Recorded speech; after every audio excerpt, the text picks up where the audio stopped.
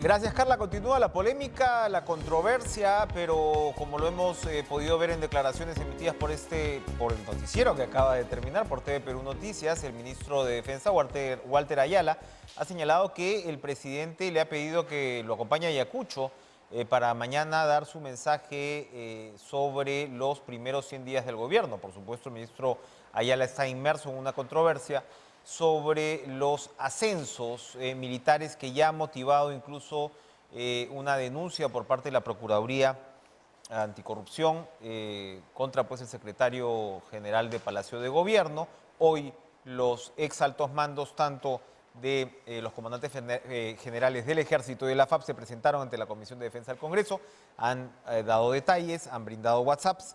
Y bueno, para el ministro Ayala lo que hacen es vender humo y hacer política. Eso es lo que ha dicho ahora en unas rápidas declaraciones. Vamos a comenzar con este tema dándole la bienvenida a la congresista de Juntos por el Perú, Sigrid Bazán. ¿Cómo está usted, Sigrid? Buenas noches. ¿Qué tal? Muy buenas noches y gracias por el espacio. ¿Cómo estás? A usted. Bien, gracias. Bueno, a ver, su evaluación de lo que está pasando con el ministro Walter Ayala. Todo indica que se va a quedar en el puesto. Sí, bueno, nosotros entendemos, y esto ya lo expresó la premier Mirta Vázquez, en realidad yo no tengo los, digamos, pormenores de lo que ocurra en el Ejecutivo, pero entiendo que el día de hoy por la noche iban a tomar como plazo máximo una decisión.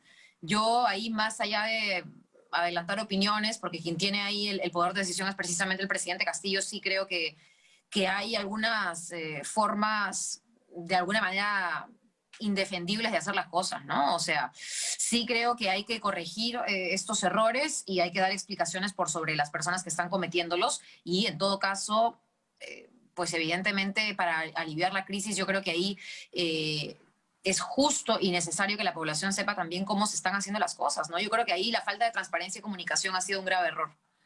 Lo más entonces saludable para usted sería el relevo, el reemplazo del ministro de Defensa. Mira, como te digo, esta es una decisión del presidente, pero sí me queda claro que estas evidencias o en todo caso estas cosas que están saliendo a la luz de cómo se están tratando de, cómo se está tratando de interferir de alguna manera en una institución que debiera ser totalmente justa, ¿no es cierto?, por sobre sus nombramientos, etcétera. Yo creo que ahí sí cabe por lo menos una explicación del ministro y sin duda también si el presidente pues así lo decide también, ¿no? Un cambio. Entiendo que esto se había anunciado ya o algo había deslizado a la Premier. Yo no sé si en esto se ha retrocedido, pero sí creería que ahí hay un serio problema y no podemos profundizar una crisis que ya tenemos, que es política y que es económica, con otra más, y yo creo que en vano, ¿no? Usted lo señala, una crisis política y económica. A ver, según el congresista Valer, él dice que algunos parlamentarios estarían promoviendo una vacancia presidencial. ¿Sabe usted algo de estos? ¿Hay intención de algunas bancadas o congresistas de escalar a ese extremo? Mira, yo esto es otro tema. Lo de la vacancia presidencial, yo hace unos momentos también comentaba sobre todo este problema en torno a distintas instituciones o distintos nombramientos o etcétera.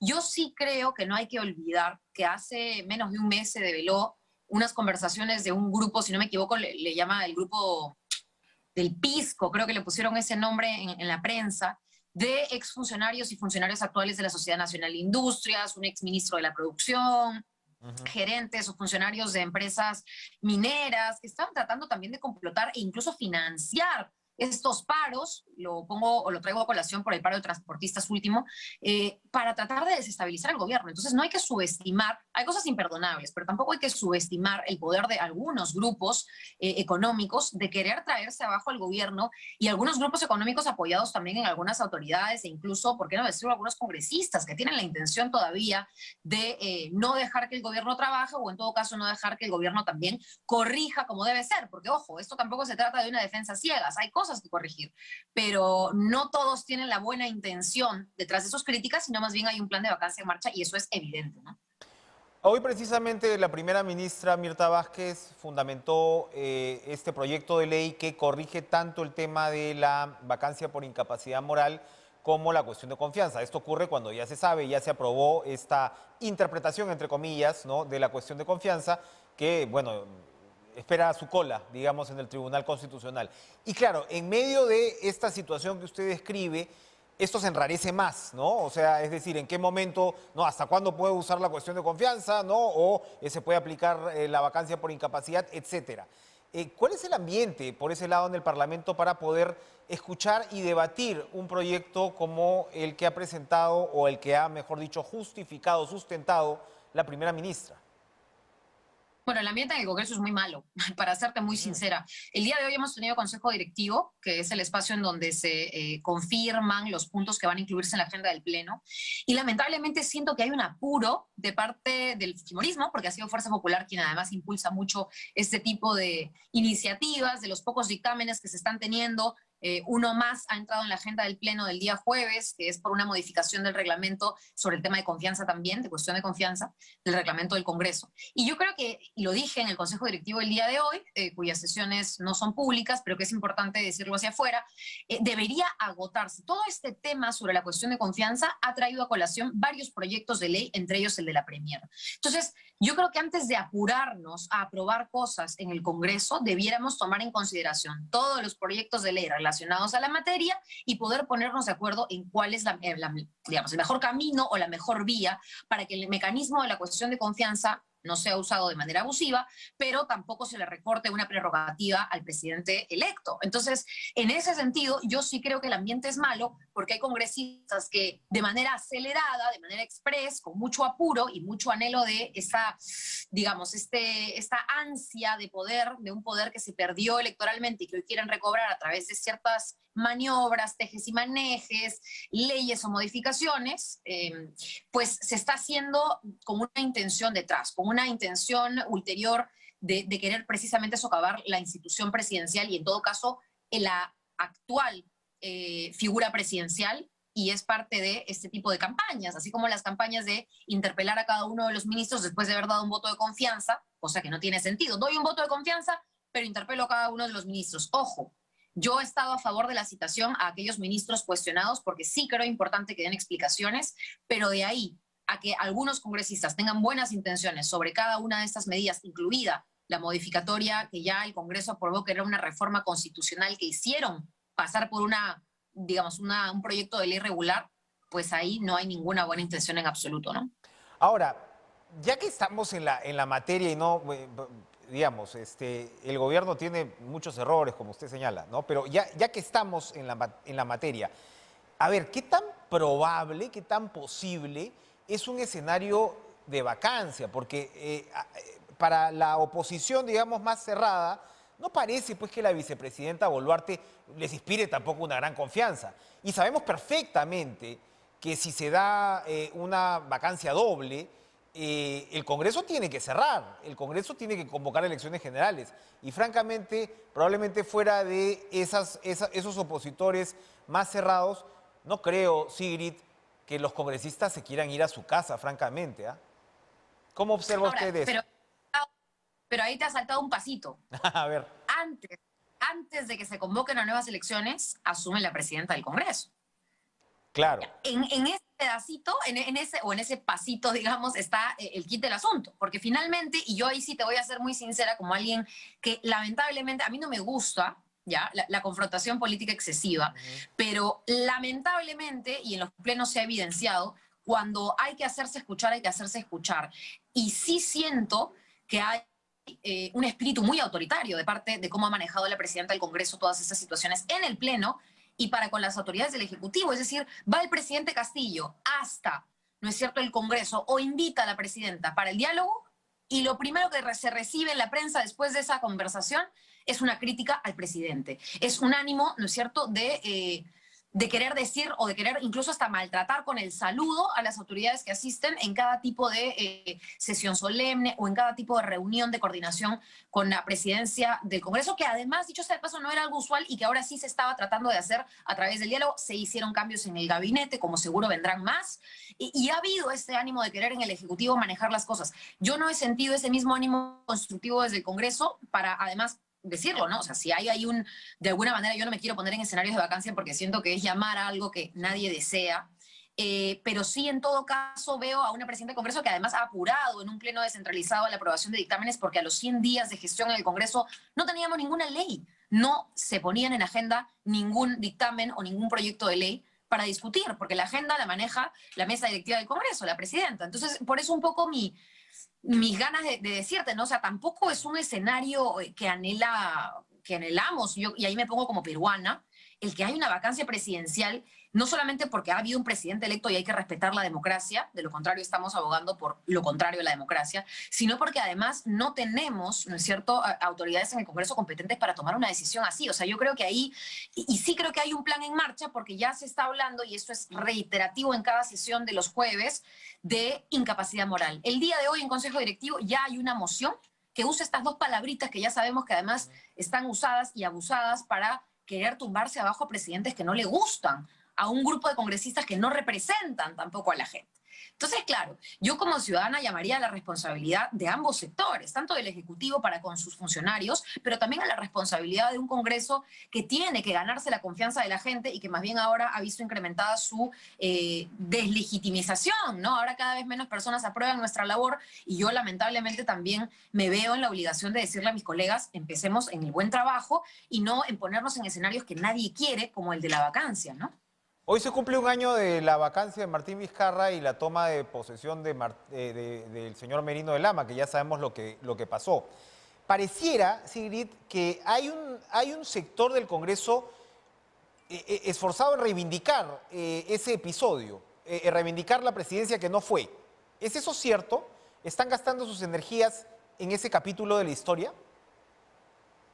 De reivindicar, es decir, de hacer las cosas bien y no cometer los mismos errores que se cometieron con el señor Merino, usurpando un cargo que no le correspondía, pisoteando un poco la legitimidad, legalidad y constitucionalidad de una instancia tan importante como el Parlamento, en absoluto. O sea, yo acá no veo ninguna reivindicación. Tan pocas ganas de reivindicar hay que incluso tuve personalmente que hacer cuestión de Estado en un pleno en donde nos dimos cuenta que en la web del Congreso se estaba poniendo a Manuel Merino prácticamente como una figura, ¿no es cierto?, a admirar frente a las hordas de protestantes que estaban... Me refería a la reivindicación de Merino, Sigrid, efectivamente, creo que me expresé mal. Ah, perfecto. Sí, claro, más bien lo que se está tratando de hacer, y ya lo hemos visto de parte de otras fuerzas políticas, es borrar pedazos de la historia. O sea, uno cree lamentablemente que la memoria del peruano es frágil, pero en realidad yo creo que ahí hay que hacer un fuerte trabajo por ver de qué se está hablando, de qué memoria se está hablando y cómo se está instaurando este relato, ¿no es cierto?, lleno de falsedades, en donde de la nada Alberto Fujimori fue un demócrata, cuando en realidad es un señor preso, un delincuente, porque a eso se le dice cuando una persona está presa, o de que el señor Merino fue un presidente que se enfrentó, ¿no es cierto?, a los protestantes, cuando en realidad fue un usurpador y nunca debió ser presidente, nadie lo eligió para estar ahí. Entonces, estas cosas tenemos que tener mucho cuidado de que en este Congreso tampoco se manejen políticamente. Yo creo que la batalla política se acabó en las elecciones y el trabajo político debiera ser ahora constructivo. Yo creo que algunos congresistas y partidos todavía no lo entienden y yo, al menos desde lo que me toca a mí con mi bancada, Juntos por el Perú, creo que estamos apostando más bien por lo contrario, por trabajar, ¿no? Ahora, en lo que le toca al Ejecutivo, digamos, en el mejor de los casos es la inexperiencia, la falta de conocimiento en sectores muy claves. En el peor de los casos, una cantidad de tarjetazos que se están viendo que preocupan con respecto a la idoneidad de funcionarios claves. Eso lo está diciendo todo el mundo, desde la Contraloría, la Defensoría, hoy lo dijo el alcalde de Lima, etcétera, etcétera, etcétera. ¿No sería bueno, para resumir, que la señora Vázquez pueda tener un poco más de juego para reorganizar ese trabajo político al que usted se refiere? Sí, seguro. Mira, la Premier acaba de entrar con el voto de confianza, tiene una semana después de este voto de confianza, digamos que ha costado un poco un diálogo y una conversación que no siempre ha sido fructífera entre las diversas fuerzas políticas, incluida la bancada de Perú Libre, pero sí creo que es importantísimo dar cuenta de algo, que si bien hay muchas cosas criticables y estamos a tiempo, quiero enfatizar ahí en esto, estamos a tiempo de hacer las correcciones, si hubiéramos tenido este mismo ánimo destructivo, no siempre constructivo y no siempre altruista y no siempre bien intencionado en su crítica, que a veces no es crítica y además es ataque, pero si hubiéramos tenido este mismo ánimo, ¿no?, fiscalizador, qué sé yo, con otros gobiernos y los trapitos sucios de los gobiernos hubieran salido a tiempo, oye, todo lo que estamos descubriendo hoy de Martín Vizcarra, de Pedro Pablo Kuczynski, del propio Alan García, de Alejandro Toledo, etcétera, si hubiera salido durante sus gobiernos, ningún gobierno hubiera sobrevivido el mes. Al mes. Entonces yo creo que acá, de acuerdo con todas las críticas que han hecho las instituciones de Defensoría y más, pero estamos a tiempo de hacer estos cambios y estas correcciones, y yo estoy segura que el presidente va a tomar el liderazgo correspondiente para hacer esas correcciones. Pero ojo, que hay muchísimas más fuerzas que están totalmente sumando esfuerzos para destruir al gobierno de lo que había en las gestiones anteriores. Y eso sí es una preocupación que no coincide con las buenas intenciones de quienes tratamos de mejorar las cosas, ¿no? Bueno, sobre eso podríamos discutir, pero yo quería preguntarle, para terminar, lo comenzamos a hablar la vez pasada, pero es sumamente importante y esto está pasando un poco por debajo del radar. ¿Cuál es el futuro de la propuesta de reforma tributaria en el Congreso? Ya varios días después se ha presentado el señor Franque, se ha presentado la señora Vázquez. ¿Hay algún ánimo de que esto pase de alguna manera o procesarlo de alguna manera, o el tema va a ser no?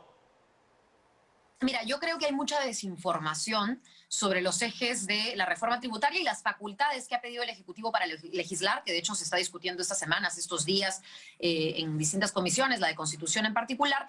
Y sí me gusta mucho esta pregunta porque es un tema que abordamos en la Comisión de Economía. Yo he creado un grupo, coordino un grupo de trabajo sobre la ampliación de la base tributaria en donde está este tema de la reforma. Y creo que ahí el mensaje debe llegar fuerte y claro. El ministro Franque lo decía hace unos 3 días, si no me equivoco, en donde, por ejemplo, no se está pidiendo que los que siempre pagan impuestos paguen más impuestos. Al contrario, en esta reforma tributaria lo que se está pidiendo con las facultades es que paguen impuestos aquellos que nunca pagan, aquellos que deberían y están en las condiciones de pagarlos, pero que siempre evaden impuestos. Actualmente, si frenáramos la evasión y la elusión tributaria, que es uno de los objetivos de esta reforma, tendríamos 9 puntos porcentuales del PBI en plata para invertirlo en 1000 cosas. Y lamentablemente, quienes están dentro de aquellas personas que sacan su plata, no la reportan y por ende no pagan impuestos. Oye, hasta el expresidente Kuczynski, ya que lo he mencionado, aprovecho para reiterarlo. Entonces, no estamos hablando aquí de ajustar más a los que ya responsablemente cumplen. Al contrario, de quienes no van a tener que ajustar y que más bien no están pagando, puedan finalmente ponerse a derecho como lo hace el microempresario, como lo hace el emprendedor, a quien no se le va a tocar. Entonces, yo creo ahí que es un tema del mensaje. Apostaría también por hacer la crítica fraterna, la comunicación también de lo que se está haciendo bueno en el gobierno, porque hay cosas buenas y la gente no lo sabe.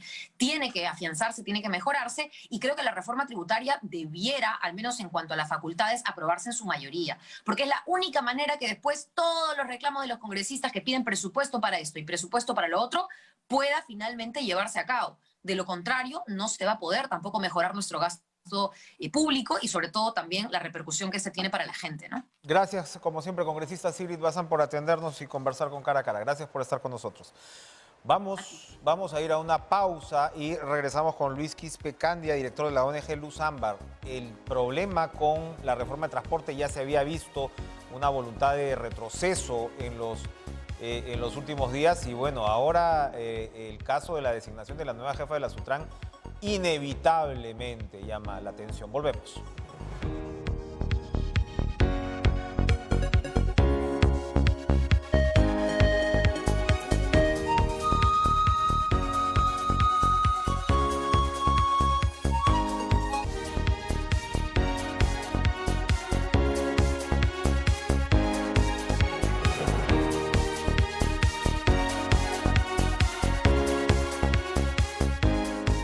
En los últimos días, el ministro de Transportes y Comunicaciones, el señor Silva, ha estado inmerso en varias polémicas. Esto ha tenido que ver, sobre todo comenzó con su reunión con transportistas, que para levantar, ¿no?, un paro, se supone, ¿no?, él, por decirlo de alguna manera, ofreció la cabeza de las autoridades de ATU y de Sutran. En el caso de Sutran se dio, en el caso de la ATU, María Jara, que está al frente, y digamos, funcionarios, ¿no?, de ATU han recordado que el mandato en ATU es por 5 años y no se puede remover a la autoridad así nomás.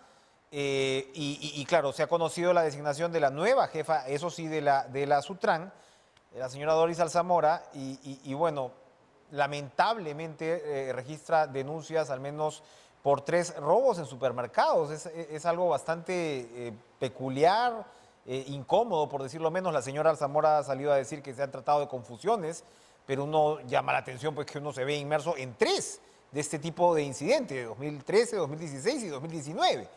Ahora, vamos a ver esto qué efecto tiene. Evidentemente hay muchas críticas con respecto a estas decisiones con la reforma de transporte y vamos a conversar con Luis Quispe-Candia, director de la ONG Luz Ámbar, a quien le damos la bienvenida. ¿Cómo está, señor Quispe? Buenas noches, Enrique. Gracias por la invitación. A ver, lo primero, porque conversamos fuera de cámaras. Parece que la señora Alzamora, por el otro lado, sí tiene experiencia en la materia que le compete, ¿no? Parece que ha pasado por varios organismos, incluido la Sutran. Ciertamente, estuve en el Ministerio de Transportes, incluso fue directora general en un momento, ha estado en la Municipalidad de Lima en varios cargos y volvió nuevamente al Ministerio de Transportes, inclusive en una institución privada como es el Automóvil Touring Club. De experiencia tiene, pero en un cargo como este, cuando el que está cuestionado es el ministro, evidentemente me imagino para ella va a ser difícil hacer lo que debe hacer. Son funcionarios que deberían de mantenerse con una opinión técnica y los ministros dejarse guiar, porque esos puestos, tanto de la ATU como de la Sutran, son puestos al que debe llegarse por concurso y con un currículum suficiente para poder, digamos, gestionar su función, su competencia, conforme a la ley y conforme a las necesidades de nuestra población. Ahora, veremos en qué termina eso, pero digamos, estos incidentes pues empañan una designación como tan importante como esta, ¿no? O sea, la señora tendrá, por supuesto, el derecho a la defensa y explicar lo que he llegado a escuchar, es que, bueno, que los casos, dice ella, no llegaron a nada, etcétera. ¿Se justificaba la salida de la anterior autoridad de Sutran? Porque ese es un poco estamos hablando de un ministro que no es experto en la materia y, como usted señala, son los técnicos, ¿no? Los que deben ser efectivamente los idóneos, sobre todo, ¿no? Para el cargo. Claro. ¿Se justificaba la salida de la señora anterior de Sutran? Personalmente creo que no. Ya. Los superintendentes o superintendentes anteriores, cada quien ha hecho su esfuerzo y han hecho lo mejor que han podido. La ingeniera Patricia Cama, durante su gestión, ha hecho interesante labor. Por ejemplo, ha ido mejorando el perfil de los inspectores, que eso es importantísimo. En una tarea de fiscalización, el policía, el inspector tienen que estar formados y entre otras medidas, por ejemplo, ella seleccionó que tengan estudios superiores, los inspectores. Han hecho una labor tremenda. Para gente capacitada la que va a hacer estas intervenciones. La fiscalización, porque fue una de las debilidades de la Sutran. Fue reprobado muchas veces porque los inspectores levantaban multas sin intervenir, denuncias. Poco prolijos. Así es. De modo que eso ha procurado mejorar. Otra área que me pareció interesante y en el que sí he participado como invitado muchas veces ha sido impulsar la capacitación y en general a todos los transportistas y a la población. Y en eventos que organiza virtualmente, en los que he participado, son 700, 800, 4.000 personas cuando hicieron los congresos. O sea, hay gente que está favoreciéndose y yo espero que la doctora Alzamora continúe con esa tarea de educar a la población. El problema, pues, señor Quispe-Candia, es que en una situación como esta, el transportista, y el transportista informal, más aún, no quiere ser fiscalizado. Obviamente. Entonces, si estás cambiando la autoridad, lo que se cree es, oiga, sáqueme a esta para bajar los estándares. Obviamente, esa es la razón. ¿Por qué hay informalidad en las carreteras? Eso no es responsabilidad de la Sutran. La Sutran es una entidad que fiscaliza el servicio de transporte en la red vial nacional. Recordemos que esa competencia que era de la policía hasta el año 99, incluso ratificada en la ley, a partir del 2001 pasa a los inspectores de transporte. En ese entonces todavía no existía la Sutran. Entonces, pues, años después se crea la Sutran como una entidad de fiscalización al transporte. Si no estuviese la Sutran, ¿quién fiscalizaría el transporte?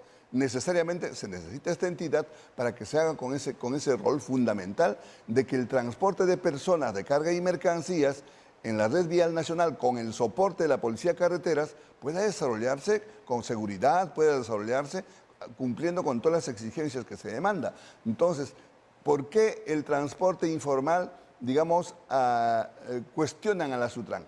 Porque precisamente el auto colectivo, las camionetas van que cunden en todas las carreteras, no solamente son competencia desleal a la empresa formal, a buses grandes, sino lamentablemente son un peligro. Y ha sido aprobado por ley la presencia de los autos colectivos por el Congreso anterior, contra la opinión de todo el mundo, incluyendo la nuestra, porque para discutir este proyecto de ley nos convocaron a entidades del Estado y entidades privadas y todos concertamos que no debería aprobarse esa ley, pero por encima de ello aprobaron.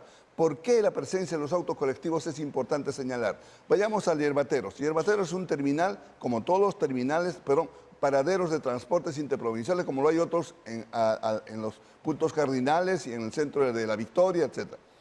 No hay grandes terminales en la ciudad de Lima, ni en el resto del país. ¿Qué propósito tiene un terminal? Uno, de fiscalizar en un solo lugar, la policía, la SUTRAN, todas las entidades de fiscalización, a las empresas, a los pasajeros.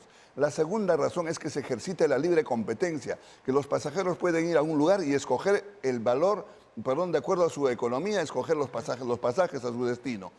Y eso no se da, porque los pasajes se venden en el terminal de la empresa. Tendrían que buscar por Google, no hay forma. Entonces, para que se beneficie con el libre mercado, no solamente el empresario que pone la tarifa, sino el usuario, tiene que haber un solo lugar. Y la tercera razón, que es la razón que estamos discutiendo, es que el terminal terrestre tiene que administrar la flota a la hora que sale y a la hora que llega.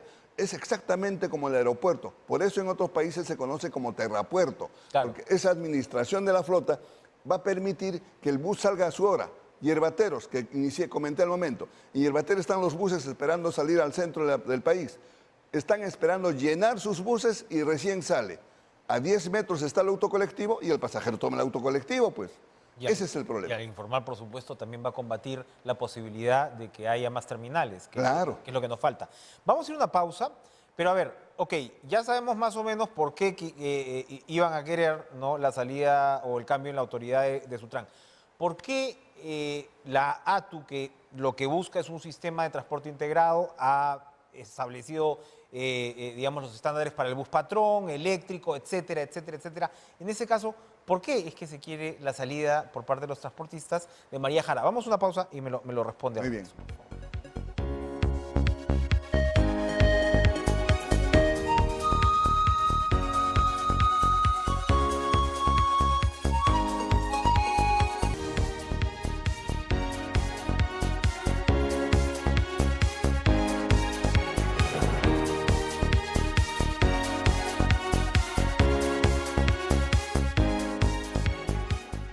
Decíamos con respecto a la ATU que el gobierno ha hecho evidente su intención, ¿no?, de remover a María Jara y reemplazarla. Al parecer esto podría ser inminente. La señora Jara ha dicho que, o mejor dicho, en ATU han señalado que no se puede sacar así nomás a esta autoridad que tiene 5 años y por el otro lado parece que se está argumentando la posibilidad de que se pueda remover por pérdida de confianza.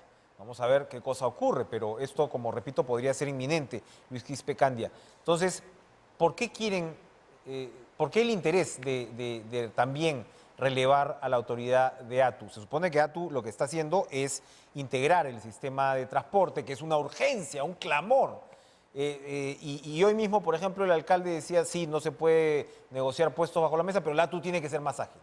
¿Dónde está el balance aquí de la labor de María Jara? Sí, así es. Bueno, yo creo que primero habría que necesariamente mencionar, y esto hay que advertir a los políticos en general, las campañas políticas sirven para ofrecer, y a veces ofrecen el cielo y el moro, a veces ofrecen lo imposible, y en este caso hay que decirlo, el presidente en campaña ofreció desaparecer a la ATU y a la SUTRAN. Eso es una oferta política. Obviamente que era imposible, no sé si él sabía o no, pero lo cierto es que terminaría de llevar al caos. Estas entidades son creadas por ley, no es competencia del presidente de la República. Él no tenía esa capacidad de hacerlo. Y lo ha dicho a sabiendas o no, eso sabe de su conciencia. Lo cierto es que ese reproche a estas dos instituciones me parece absolutamente injusta. En relación a la ATU, recordemos que en el año 90 llegamos con un transporte colapsado. El gobierno que sucede libera el mercado, no solamente el transporte inmediatamente, porque así llegan con un decreto legislativo, vienen buses de timón cambiado, usado, etcétera, para satisfacer la demanda de viaje. Luego, con la ley del año 99 se consolida el libre mercado, así garantiza en su artículo 4, la ley 27181, y el Estado solamente, bueno, no solamente no, sino que su competencia del Estado es intervenir cuando se dan distorsiones en el mercado. Y evidentemente se han dado de 1000 formas y el Estado no ha tenido la capacidad de intervenir. Incluso esta ley señalaba que no podía haber dos autoridades en una ciudad contigua como Lima y Callao. No debería haber alcalde de Lima y el Callao gestionando el transporte urbano. Inclusive obligaba esa ley que el Ministerio de Transportes intervenga y constituya una sola autoridad. Y eso no se hizo durante 20 años. Entonces, desde diferentes ángulos hemos ido impulsando la creación de la ATU para que tengamos una autoridad en Lima finalmente para implementar un servicio integrado de transporte que es un sueño. Somos el único país de Sudamérica, para no mencionar Europa ni otros países, que no tiene un servicio integrado de transporte. La población desconoce. ¿Qué cosa es? Es una red de buses unido al sistema de metro, que un aproximado de 15.000, 14.000 buses atienden la demanda de viaje de toda la población. El usuario que sube al bus puede hacer transbordos en el viaje a otro bus o al tren o viceversa, pagando un solo pasaje. Para explicarlo mejor, la línea 1 del metro cuesta 4 soles 30 céntimos o 50 céntimos el pasaje actualmente. ¿Pero cuánto paga el usuario? 1 sol 50. ¿Por qué? Porque está subsidiado. En todos lados. Y es así, en todo el mundo. Entonces, la ley de la ATU, la ley que crea la ley 30.900, está estableciendo el subsidio del pasaje. De modo que esta ley y la ATU son importantes para que se desarrollen tal cual están. ¿Por qué? Porque pone tres condiciones elementales. ¿Quiénes pueden operar en la ATU, en ese sistema? Las empresas que sean propietarias de las unidades vehiculares. Tienen que tener control GPS, tienen que estar en la planilla de los trabajadores, tendrán que haber 2 choferes en cada bus. Los choferes no tendrían ningún problema. Ahorita lo que se hace es alquilar las rutas asignadas. Exacto. Y eso es lo pernicioso, porque así aparece... El famoso se reciben unidades. Exacto. Exacto. En el año 97 la propia autoridad se hizo el harakiri porque puso en su ordenanza se puede prestar el servicio con vehículos propios o alquilados.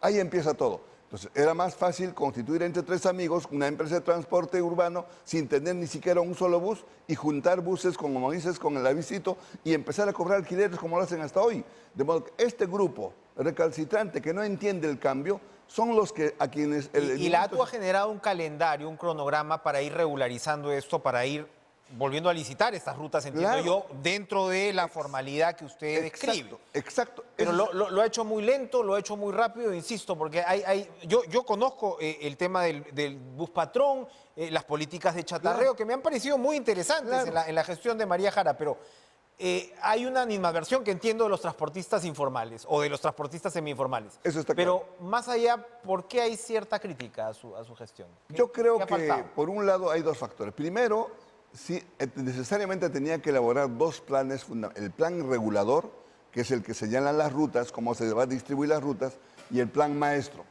Estos 2 documentos han sido elaborados por una empresa consultora que debieron haber entregado en julio del año pasado. Me imagino que han entregado. Y están en este momento, hasta donde sé, estaban preparando las bases para la licitación, no solamente los corredores complementarios que necesitan llegar a 5.000 buses, sino el resto de las rutas de aproximación y las rutas que están en la zona periférica. Estaba desarrollando este trabajo. Creo que lo que podría yo mencionar en relación a la gestión de la ATU es su silencio. Lo que tiene que hacer la autoridad, especialmente la ATU, es hacer conocer a la población qué está haciendo, ganar a los transportistas, haber vendido de que lo que él hace es beneficioso para el transportista y beneficioso para la población. Y creo que eso es lo que ha faltado. Y los transportistas que no entienden, que no son todos, porque de los 350 empresas que hay, por lo menos 50 o 60 empresas que está representado por un gremio, ellos, por ejemplo, han avanzado enormemente. Por lo menos 10 empresas ya son propietarias de las unidades vehiculares, la gran mayoría de las unidades vehiculares. Están poniendo control GPS, recaudo electrónico, etc. Entonces, hay una intención. Y esas son las que defienden la gestión de María Jara, ojo, obvio, precisamente. Obvio, porque están avanzando. Claro. En cambio, hay otros que no quieren porque es un negocio fabuloso para ellos. Y lo preocupante es que se ceda a intereses particulares, porque al final el usuario tiene que ser el beneficiario. Eso es lo grave. En resumen, el ministro está tratando de favorecer a 350 o menos o 200 empresas en lugar de favorecer a 10 millones de habitantes. Clarísimo. Luis Quispecandia, muchas gracias por estar con nosotros. Vamos a seguir con mucha atención este caso preocupante. Vamos a hacer una pausa. Compartimos rápidamente el tuit del presidente de la República antes de ir a la pausa. Vamos a regresar con Jorge Nieto. ¿Qué dice el presidente de la República sobre la situación con las Fuerzas Armadas? En nombre de mi gobierno ratifico nuestro respeto irrestricto a la institucionalidad de las Fuerzas Armadas, que son garantes de la integridad territorial, el Estado de Derecho y el orden constitucional. Sigamos trabajando unidos por el bien del país. Eso hemos fortalecido hoy. Bueno, no dice nada sobre el ministro Ayala. Volvemos tras la pausa.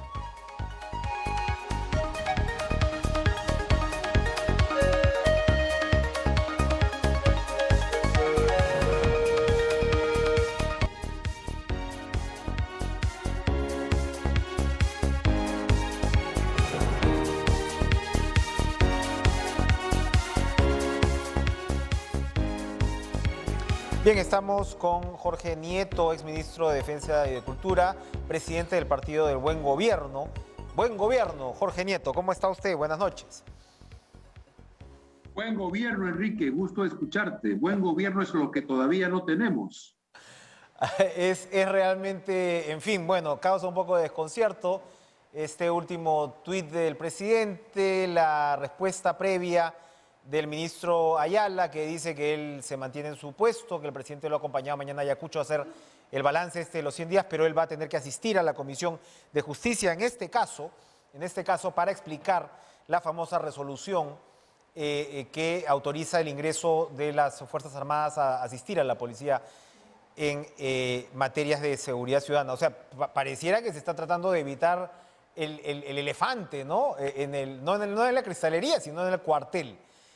Usted ha señalado que esto en realidad pues va por el lado de tratar de meter a unos paisanos, ¿no? Ascender a unos paisanos y que en realidad es más bien, digamos, una suerte de suma de torpezas, se podría decir, con respecto al manejo del caso. Los políticos, el poder político intenta, Jorge Nieto, conversar con los institutos armados sobre la posibilidad de ascender a uno u otro oficial. Se han dado antes estos casos, no con este desenlace, pero sí las... No hay ministro de Defensa, estoy casi seguro de ello, que pueda decir que no ha recibido de alguna forma presiones para poder producir un ascenso o no producir un pase al retiro. El trabajo del ministro de Defensa, el trabajo político del ministro de Defensa, es blindar la decisión de los ascensos y de los pases al retiro en función de la institucionalización y el mejor resultado para las Fuerzas Armadas. El escalafón de ascensos lo que debe ser, es el reflejo del trabajo de miles de oficiales, hombres y mujeres a lo largo y ancho del país, que durante todo el año hacen méritos o deméritos para poder lograr un lugar en esa lista de ascensos y poder lograr el ascenso, que es lo que todos quieren, y evitar el retiro, que es lo que nadie quiere. Por tanto, esto no es nuevo, pero que no sea nuevo no significa que no sea grave, porque lo que se está haciendo es volver a una etapa que ya creíamos superada, la etapa del tarjetazo. No es la primera vez que ocurre. Recuerdo que durante el gobierno de Toledo fueron pasados al retiro 2 comandantes generales como ahora, porque se opusieron a un ascenso que finalmente se dio.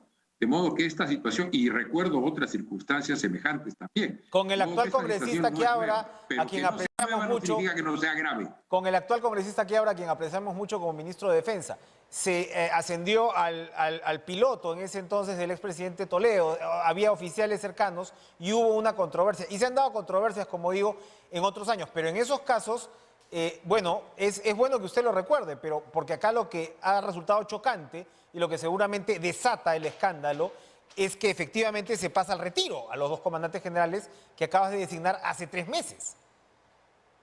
Se pasa al retiro a 2 oficiales con una foja de servicios impecable. Se los pasa de una mala manera, de una manera grosera, y se los pasa sin ningún tipo de argumentación para producirla. Hoy día, el señor que todavía funge de ministro de Defensa ha dicho que en el caso de uno no pusieron el avión presidencial en ejercicio y en el caso de otro que no sacó los batallones de ingeniería, no sé a dónde, pero no lo sacó. Pero lo que nos está diciendo con estas afirmaciones el señor que todavía funge de ministro de Defensa es que a él no le hacían caso. Por tanto, está diciéndonos que hacía falta un ministro de Defensa que conduzca el sector y lo conduzca con la habilidad política necesaria, con la cordialidad necesaria y trabajando en función del Perú y de las instituciones democráticas y Fuerzas Armadas del Perú. Aquí lo que se repite, Jorge, es, un problema evidente, que es para empezar, porque más allá de la situación del propio presidente de la República, los ministros están, como usted señala, también no solamente para blindar la institucionalidad, sino blindarlo al presidente. Entonces, cuando el ministro no sabe o no tiene conocimiento de las formas de cómo se llevan a cabo, pasan estas cosas, porque, un ministro era el que debía advertirle en todo caso. Se dice que el secretario de Palacio de Gobierno era el que estaba hablando con el ministro callado al lado, ¿no? Ahí ves un problema. Y lo otro que a mí que preocupa, pues, es un ministro tenía que haberle dicho al presidente de la República, oiga, presidente, no se le ocurra invitar a 55 oficiales próximos a ascender a, como ha dicho Walter Martos, lo compartió también anoche acá en este programa, por ejemplo, a pedirles lealtad. O sea, ¿cómo un ministro no va a advertir al presidente de la República de un error semejante? Cuando le preguntaron al ministro de Defensa cómo había sido el tema de la participación de las Fuerzas Armadas en materia de seguridad ciudadana, dijo, fue una iniciativa del ministro del Interior. Cuando quiso dar explicaciones sobre los ascensos, lo escuché decir, me enteré por el peruano. Cuando el general le preguntó sobre las propuestas que estaban haciéndose, él dijo, vienen de arriba. Es decir, omitió en todo momento su responsabilidad. Es claro que no estaba preparado para conducir el sector, eso es clarísimo. Y cada vez que lo escuchamos hablar en todos esos últimos 5 o 6 días de esta crisis pequeña en el sector defensa, lo que vemos es que el señor no tenía las calificaciones políticas necesarias. Esto lamentablemente lo advertí cuando el señor fue nombrado. Lamento haber sido Casandra, pero era más o menos evidente que no había las calidades y las competencias para conducir un sector tan importante, tan delicado, tan difícil. Por tanto, yo creo que aquí el presidente tiene que pensar muy bien sus decisiones en este sector y en otro. Acabo de escuchar al señor Candia, entrevistado por ti, Enrique, y ha afirmado lo correcto. Se están imponiendo intereses particulares sobre el interés general de la ciudadanía del Perú. Se acaba de nombrar en Sutran una señora que tiene denuncias por robar en supermercados. ¿De qué estamos hablando? Y en materia educativa tenemos un ministro de Educación que parece más preocupado por atender las demandas de su sindicato, del sindicato de su simpatía, de un sindicato de los sindicatos que hay en el sector, y no el derecho de la juventud y de la niñez peruanas a una educación de calidad. Por tanto, estamos ante un problema muy severo. Y cuando yo observo estos fenómenos y volteo la vista al Congreso para esperar un trabajo de control político, lo que veo es un moroso deshojar de balas de plata. Mientras piensan en las balas de plata y en su uso, las tareas del control político están pasando por el costado, por arriba, por abajo, pero no se están haciendo. Estamos a más de 106 días, vemos la precariedad del gobierno, pero estamos a más de 106 días y es la hora en la que el Congreso de la República no tiene una agenda legislativa.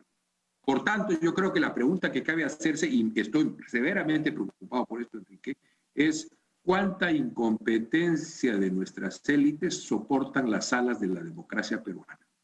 No juguemos con eso. Nos ha costado mucho conseguir la democracia. Tenemos que pensar muy bien nuestras decisiones. En el caso del gobierno hay claramente 2 tareas. Una, de reemplazamiento estratégico. Y yo veo a la primera ministra haciendo el esfuerzo por enrumbar a ese gobierno de izquierda hacia el centro, cuando menos hacia el centro izquierdo. Y la segunda tarea, que es también muy clara, es la necesidad de elevar claramente el perfil profesional de las personas a las cuales se les encargan tareas de Estado. Hay una adicional.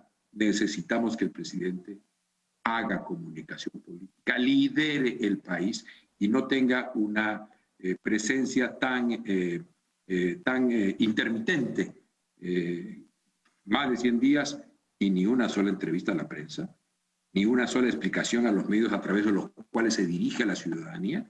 Esto puede complicarse muy severamente. No juguemos con fuego. A ver, efectivamente, hay sobre el tema de lo que podríamos llamar la crisis de los nombramientos, ¿no? En el gobierno cierta, no sé si llamarlo un concepto, o sea, lo que le responden a uno muchas veces es que la situación ha cambiado, ¿no? Es que este es un gobierno de izquierda. Y antes hemos hablado sobre esta materia, ¿no? Sobre esta cruz que carga la izquierda, cruz reputacional me refiero, a que le cuesta gestionar, a que no puede gestionar. Y entonces la respuesta es, no, es que esto ha cambiado, los mismos de siempre no se van a quedar, ¿no? Y ves los resultados, ¿no? Y efectivamente uno ve que la primera ministra está tratando, en medio de las circunstancias, de como usted señala, enrumbar de alguna manera el barco. ¿Cómo hacerlo? ¿Cómo aterrizar? O sea, esto pasa primero por una cirugía también dentro del gabinete, ¿no? Evidentemente. Y quizás, como se lo preguntaba la congresista Bazán al principio del programa, darle a ella más juego para poder articular este gobierno de izquierda. El rumbo de un gobierno depende de su convicción. Y el corazón de la convicción tiene que estar en el presidente. Si no está, la tarea de la primera ministra va a ser una tarea contra el presidente.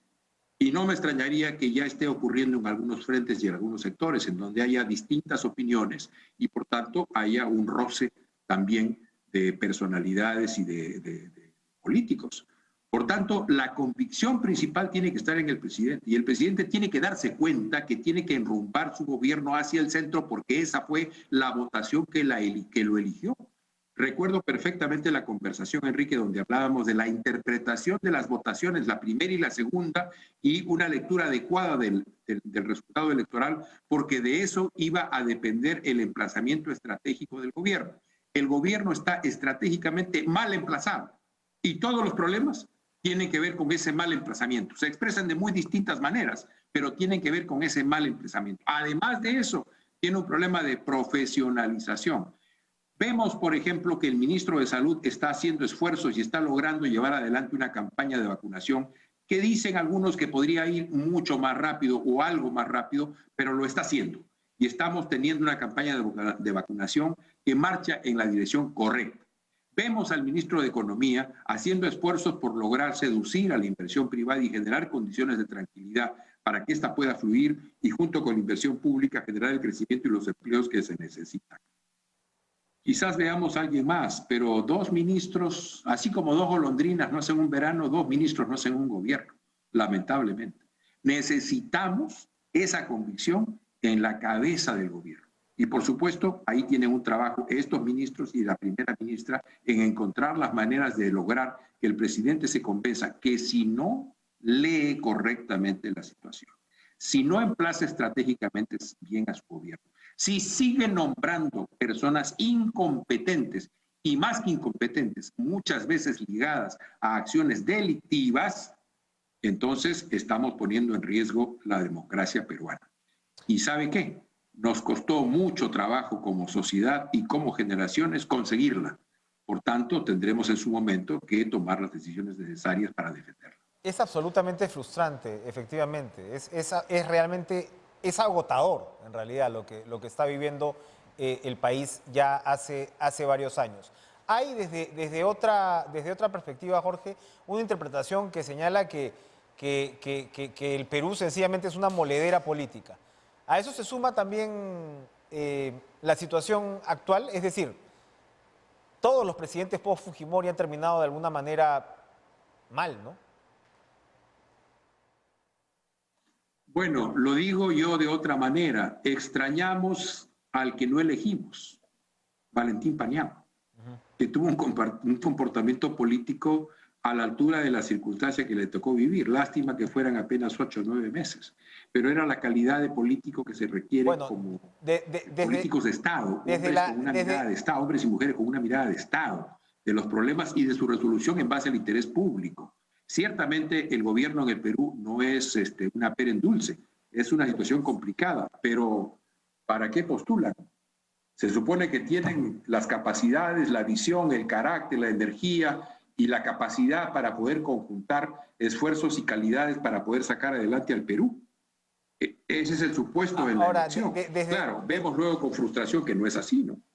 ¿Y para qué postulan o para qué se ponen un fajín? Pero desde la derecha le dirían, o desde cierta derecha, mejor dicho, le dirían que Paniagua pues, fue el padre de los caviares. Y de hecho, ahora más recientemente, Sagasti, ¿no? Es considerado para ese sector, ¿no? Más o menos la continuidad, ¿no? de eso tan odioso que ahora llamamos caviar y que parece haber, digamos, contribuido a la polarización, porque en realidad, ¿cómo centras de alguna manera ese debate precisamente con gestión, con profesionalización? A la derecha también le falta un poquito centrarse, ¿no? Bueno, yo creo que una democracia como la peruana, toda democracia en realidad, sus resultados dependen de dos factores, del gobierno y de su oposición. Si el gobierno tiene calidad y la oposición tiene calidad, estamos en un buen mundo. Si ambos no tienen calidades, estamos en un mundo muy malo. Y creo que estamos en un mundo político muy malo, porque lo que se ve de incompetencia en un lado, se ve de incompetencia en el otro. Más de 100 días y el Congreso no tiene una agenda legislativa. No nos ha dicho en qué va a invertir su tiempo, qué leyes va a producir, cuáles son el balance, cuál es la lectura que tiene de los problemas del país y cómo se va a abocar en materia legislativa a resolverlo. Que yo recuerde, ha habido una ley importante en el último tiempo en el Congreso, aquella que permite que las pequeñas empresas cobren más rápido los dineros que les deben pagar las grandes empresas. Eso fortalece ese sector, el sector de pequeñas y medianas empresas, y les permite tener más rápidamente el capital y, por tanto, más rápidamente capacidad de reacción y inversión. Eso es muy bueno, pero así como 2 ministros no hacen un gobierno, pues una ley no hace un periodo legislativo, ¿no? Entonces, el Congreso también tiene que darse cuenta de que tiene que producir su propia agenda legislativa y colaborar con el desarrollo del país desde su propio trabajo. Pero un sector muy importante que usted menciona solo tiene en la cabeza una palabra: vacancia. Y mientras no se concrete esa palabra o no vean la ruta para concretarla, dejan pasar lo de transporte, dejan pasar lo de educación, dejan pasar lo de interior y lo de defensa. Todo estalla, ¿por qué? Por errores del gobierno que la prensa captura. Pero no vemos una tarea de control legislativo, lamentablemente. Bien. Ojalá nuestra próxima conversación tenga un tono más optimista, porque comparto su preocupación, Jorge Nieto. Es que solamente, Enrique, hemos hablado de las élites, pero si habláramos del país, veríamos que el país tiene inmensas posibilidades para desarrollarse y para crecer y para convertirse en una sociedad moderna en el plazo de 20 años. Tenemos una serie de ventajas, 4 o 5 muy relevantes. Pero claro, para que eso se concrete y se haga realidad, necesitamos, termino como empecé nuestra conversación, Enrique, perdóname, necesitamos un buen gobierno. Queda pendiente esa conversación sobre nuestras potencialidades, porque qué duda cabe, necesitamos rescatarlas. Gracias, Jorge Nieto Orasic, ministro de Defensa y de Cultura, presidente del Partido de Buen Gobierno. De inmediato le doy el pase a nuestros compañeros en Pared, traen toda la información deportiva con estas ya vísperas del partido contra Bolivia. Buenas noches.